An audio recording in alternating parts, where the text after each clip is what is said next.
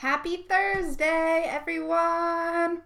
So, one of the things I've been doing lately, and that's actually the reason that this topic came up at all, this content repurposing, is I've been going through and repurposing my content. So, I'm going to talk about that a lot today, but it involves going back and watching old Thirsty Thursday and Spotlight Sunday videos, and you guys, every single video I say, hello, welcome to Thirsty Thursday, like every single one. So I need some new material, y'all. Like there's nothing like going back and watching 60 some odd videos of yourself to make you feel like really dorky about being on video and saying the same things over and over and over again. So that's going to be one of my goals going forward, is to not say so much, but also just be more, I don't know, be better at talking on camera. Obviously, I'm off to a great freaking start, right? I sound like a dork already, but that's okay. So I'm going to get everything pulled up here on my screen so that I can see if anyone is indeed watching me. That's always good to know. So let's pull this up. If you're here, say hi. I see there's already one little eyeball that's here. So please let me know that you're here and say hello. I love talking to people and not staring at myself on the screen. Cool. Well, today, I have my Michelob too. Thirsty Thursday, always got to show your booze. So today, I want to talk about content repurposing, and I'll get into exactly why I'm bringing that up. Again, that's what I'm doing a lot of myself right now, so I want to share exactly how I'm doing it so you guys can learn from it and learn from my mistakes and find the best and the fastest ways to repurpose your own content. But before we dive into exactly how I'm doing it, I want to give a little overview because I know in this group there are a lot of newbies to online business, and that is awesome. I love teaching stuff from the very foundational level, the why behind everything. So for those of you that don't know me very well, I am a creator archetype, but I'm also very sagey. That sage archetype comes up a lot for me, and it shows up in like, I want to know why we have to do everything. I don't like being told what to do. So if I'm going to be doing things, I need to know the why behind it. I need to know the purpose, and I need to know that I'm not wasting my time. So I really like to explain things in detail because a lot of people that are in my world feel the same way. So again, if you're here, say hi. If you joined late, always say hi. Let me know that you're here. So I'm going to dive in and just talk about content repurposing in general for a minute. So if you have no idea what that is, that's totally okay. Content repurposing just means reusing things over and over again. So reusing things, taking advantage of the content that you've already created and using it in other places. So every single thing that comes out of your mouth or comes out of your keyboard is content. So I get that question a lot, like, what is even content? What does content mean? How do I create content? How do I know what content I'm supposed to be creating? All of those questions. And I go into a lot of that in some other Thirsty Thursday videos, just about content creation in general. So I want to focus this one on repurposing it. But just so we have a basic overview, content is literally anything that you say or send out in an email to an email list or type up as a social media post, anything like that, that's content. This right now, this Thirsty Thursday video, my Spotlight Sunday videos, any kind of video you do, those are content. So I want to talk about the best ways to repurpose it and why you should repurpose it. So first of all, why you should repurpose it is so you don't go batshit crazy. That's basically why. You want to use your time efficiently and you want to get the most out of the content that you're creating. So for me, when I first started my business, I felt like I had to create new stuff all the freaking time. I was constantly writing email newsletters, constantly writing blog posts and social media posts and coming up with topics for videos. And it gets super overwhelming and exhausting, and you can get burnout really freaking quick trying to do that. So when you're present on a bunch of different platforms like that, you have to maximize the content that you have available. So you'll go crazy if you don't. That's basically why you should do it. It really just allows you to show up in a bunch of different places where your ideal clients hang out without having to multiply your work by however many platforms you're on, if that makes sense. So for me, I show up on Facebook groups, this group specifically, my Facebook group, kind of Instagram. Instagram's like a work in progress for me. I'm adding that into my stuff right now. And my email newsletter and Pinterest. That's where I am right now. So how my content works is I create new content for my email list and this Facebook group. That's it. I don't try to write blog posts also. Right now, I don't try to write separate Instagram captions. The only exception there is Instagram stories. Sometimes I put random little fun things on Instagram stories. Those usually aren't super content related. They're more just, hey, look at my dog laying on the floor over here right now eating my shoe. Hey, stop it. Instagram story worthy, right? But anyway, you get my point. I really focus my energy on the places where my ideal clients are and the places where I can truly represent my brand in the way that I want to. Sometimes in other people's Facebook groups and, other places like that, it's really hard to just show up fully as yourself. So I like to focus in the communities that I've created because I can do whatever the hell I want in the communities I've created, right? So I create content for my Facebook group and for my email list. So then that's where we get into the repurposing part. After that, here I'm going to walk you through exactly what I do with it after that. So can I get like a yes or a hand raise or a heart or something if you guys are with me? I see a couple of people are watching. So let me know that you're here. Say hi and tell me if I'm speaking your language or if you're nowhere near content repurposing yet and you're just interested in what it is. Let me know that I'm not talking to myself here. Cool? So I'm going to wait just a second. Stare at my dog who's still chewing on my shoe, not listening. But she's cute at least.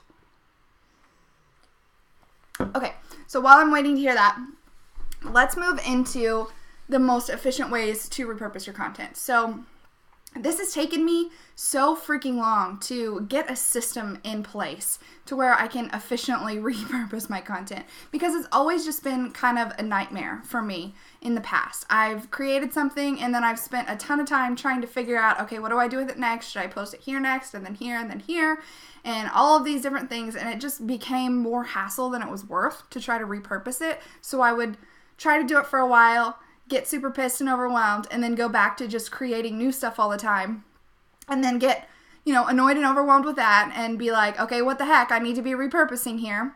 So then go back and try again. So I want to share the way that I overcame that, and exactly what I do step by step so that you can repurpose content the way that I do, if that works for you.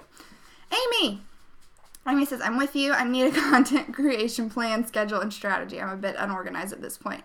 Okay, cool. I'm glad you're with me. Not cool that you're having that problem, obviously, but hopefully this will help you. So just to recap real quick, the very first thing that I do is create content for my Facebook group, which includes Thirsty Thursday videos like we're on right this second, and Spotlight Sunday videos, which are interviews with other group members. P.S. If you're new in this group and you have not been on Spotlight Sunday, sign the heck up for Spotlight Sunday. I want you to come on Spotlight Sunday and share your business with everybody. Anyway, so that's what happens in the group, and then I send out regular, I say newsletters. I hate the word newsletter because that's not really what it is. It's not a newsletter. It's inspirational content and tips and awesome brand stuff and just random things that help you grow your business. I hate the word newsletter. So my email marketing, I send out emails to my email list.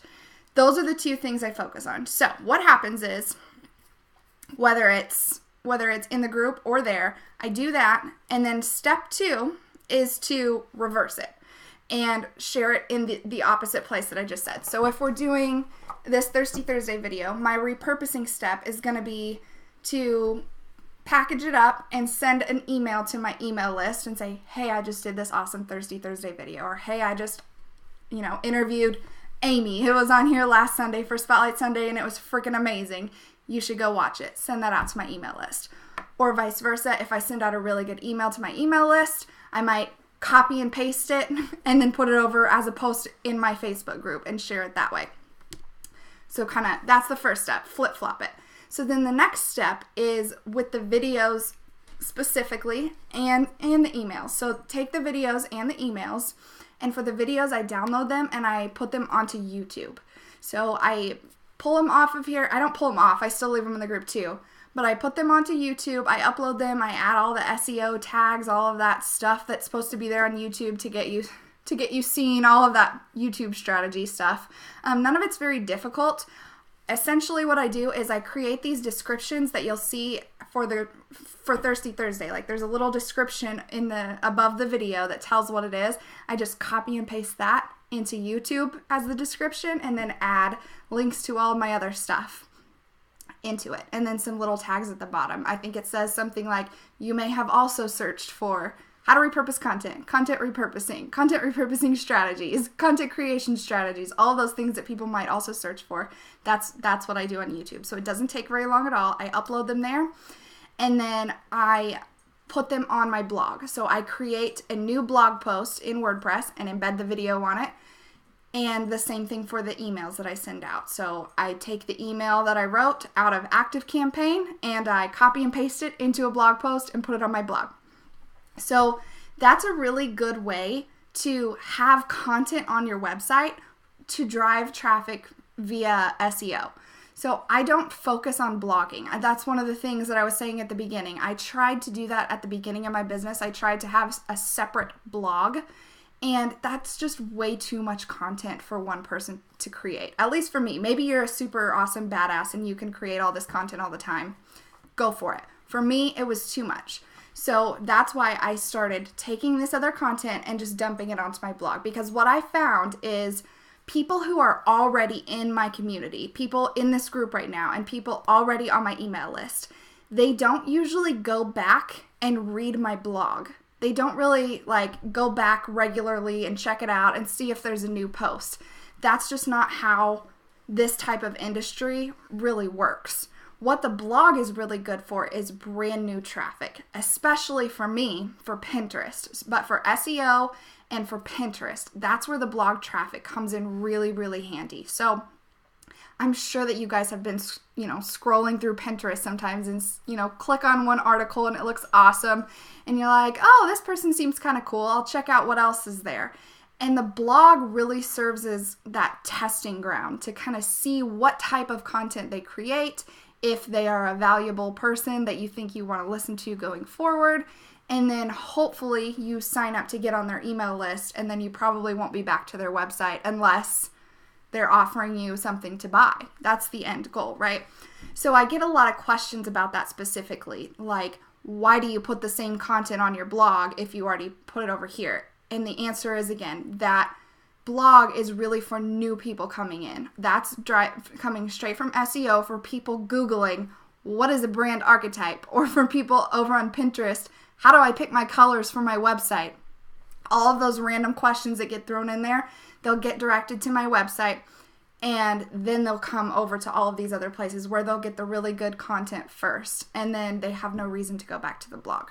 So that's kind of that process there. The last thing that I do is once I create the blog post, I create 3 separate pins for each blog post and pin it onto my board on Pinterest for my work. I have a separate board that's just for my blog posts, and I create 3 separate pins per article and then pin them to a crap ton of group boards on Pinterest. I use Tailwind for my Pinterest strategy, and that is the #1 driver of traffic to my website.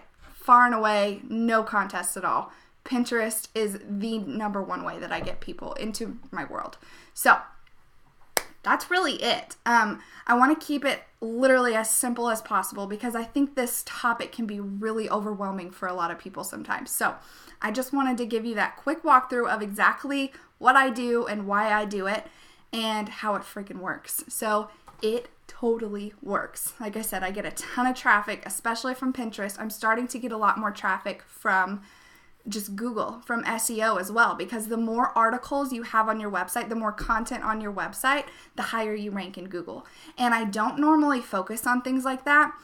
SEO strategies are really cool and they're really effective, especially for local businesses where there's not as much competition. So I can try to rank, for instance, if I only did things locally and I wanted to try to rank as graphic designer in Tulsa, Oklahoma, I could do really well with an SEO strategy. The reason that I haven't really spent a lot of time focusing there, and I don't recommend my online clients focusing a lot of time there, is just that it's really, really hard to compete because there are so many people competing for those spots. If I'm just creating for best graphic designer out of the whole entire world, or best brand strategist, or whatever it is that you're trying to be, especially the ones that are like life coaches and just business coaches and some stuff like that, it's really hard to get to the top of those Google rankings without having some kind of location differentiator in there. But the more content that you do have, the more that it helps. So SEO for me is kind of like playing the long game. It's not what I focus on at all. It is not what I'm counting on to bring clients to me. But anything that's going to help, I might as well do it. It takes 2 minutes extra work to pop it up onto a blog post. So the only thing that is kind of a pain in the butt, and again, it's not difficult, it's just either time consuming or cost money, is if you are going to do videos and put them on there, like I said, you really should transcribe them. You really should go onto, I use Temi, Temi, to transcribe my videos. It's not perfect. It's cheap. It's I think 10 cents a minute to transcribe your videos on there, but then you have to go back and watch them and correct them. There's some stuff that doesn't show up correctly sometimes. So you can either pay somebody to do it or go the cheap way and then go back and spend your own time checking it. Either way, that SEO part of the strategy really only works if you're going to transcribe your videos, because Google can't listen to your video and put you in search rankings based on what you're saying. That's just not how it works. You have to have the written transcript. But bonus, if you're going to transcribe it, again, repurpose that transcription. So what I do, once I transcribe it, I go back onto video and I upload it so it has captions so people can watch the closed captions on the video. And then I also put them in here on Facebook. I come back into the Facebook group and I go back to the old Thirsty Thursday videos in the archive and upload the captions so that it's easier for people to read. I just like to make everything as simple as possible for my clients and my community. So that's all I got for you today. Let me know if you have any questions. I see Amy asked a question, so let me know if you have any questions before I hop off of here. Again, super, super simple. This doesn't have to be scary and overwhelming, but it helps so much. It helps you save so much time and energy and makes you not want to stab yourself in the eye with a fork when you get really overwhelmed because you have too much content and you're not using it. So Amy says, "You got to fly, but it was awesome. Thanks for the lesson." Cool. I tend to make mountains out of molehills with things, and this helps prioritize. Yes. So it can be tricky sometimes when you have so much stuff like that to do. But like I said at the beginning, you really want to take advantage of the content that you're creating, right? Just because I'm telling you this one time on this Thirsty Thursday video doesn't mean that it's not super amazing content that I can't use other places. I can go and take this and have it transcribed like we talked about.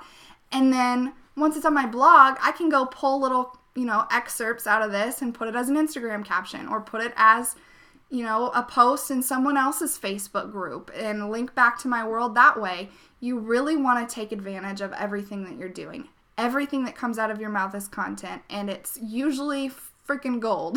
If you're in this group and you have an online business like this, I'm fully confident that you are a badass at whatever it is that you're doing. So take advantage of the stuff that you're creating. Use it more than once. Use it to put it in the places where your ideal clients are likely going to be hanging out, and bring them into your world. Let them get to know you, and take advantage. So I hope this has been helpful. Let me know if you have any questions. Let me know if you have any ideas for future Thirsty Thursday topics, and sign the heck up for Spotlight Sunday. You guys, right now, I don't have anyone signed up for Spotlight Sunday at all. No one signed up. So unless we get people signed up, we're not going to have any more Spotlight Sundays, which would break my heart. So please sign up for Spotlight Sunday. I want you to come on and I want you to share your business with the group. So they're super fun. And I will be back later and I will talk to you guys soon. Sign up. Okay? Bye.